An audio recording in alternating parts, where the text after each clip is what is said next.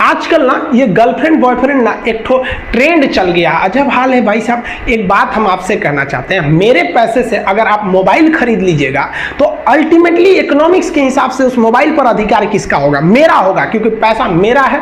तो आप सोचिए, आप बाप के पैसा से अगर लड़की पटाएंगे तो लड़की किसकी होगी इकोनॉमिक्स के हिसाब से? बाप के लिए। तो लड़कियों को भी कहते हैं कि भाई ऐसा लड़का को मत वैल्यू दो जो बाप की कमाई पे तुमको घुमा रहा है, और लड़कों भी कहते हैं जागो, अगर बहुत शौक है ना गर्लफ्रेंड बनाने का तो अपने पैर पे खड़े हो जाओ। जिस दिन पैर पर खड़े होगे ना उस दिन समझ में आएगा ये सब चीजें फालतू चीजें होती है। कई लड़के बेचारे का दिल टूट जाता है, उनका शरीर एम्बुलेंस की तरह हो गया, घायल दिल लेके घूम रहे। अरे फालतू ये सब चीजें। जीवन में किसी के लिए आंसू मत बहाइएगा, वो आपके आंसुओं के काबिल नहीं होगा, और जो आपके आंसुओं के काबिल होगा वो कभी आपको रोने नहीं देगा। दिल टूट गया, गोली मारो यार, प्यार 24 कैरेट का था आपका, उसी की औकात नहीं थी जो खरीद सके।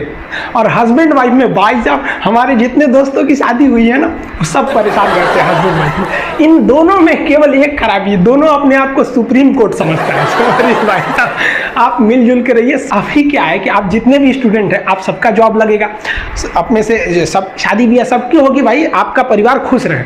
लेकिन आप देखिए शादीशुदा इंसान हमेशा परेशान रहता है, ये दोनों हमेशा झगड़ते रहते हैं। समस्या क्या है?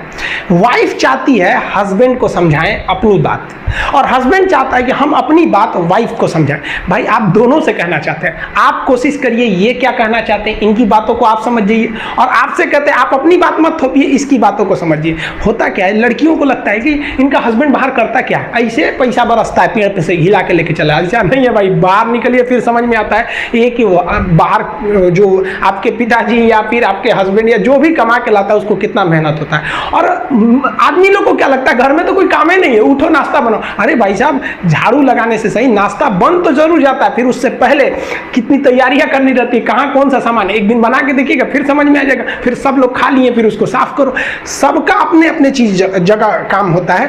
कोई दुनिया की हर चीज आपस में इंटरकनेक्टेड है, कोई ज्यादा कोई छोटा नहीं होता है। लेकिन आजकल लोगों की मेंटेलिटी क्या हो गई, दीवार की हर एक ईंट ये सोच ली है कि पूरी बिल्डिंग को हम ही रोके हुए हैं। अब बताइए कोई एक ईंट रोका है, पूरी दीवार को पूरे सब चीज ने मिलकर इस घर को रोक के रखा है। उसी तरह आपकी फैमिली में सबकी जरूरत होती है, आप सबकी भावनाओं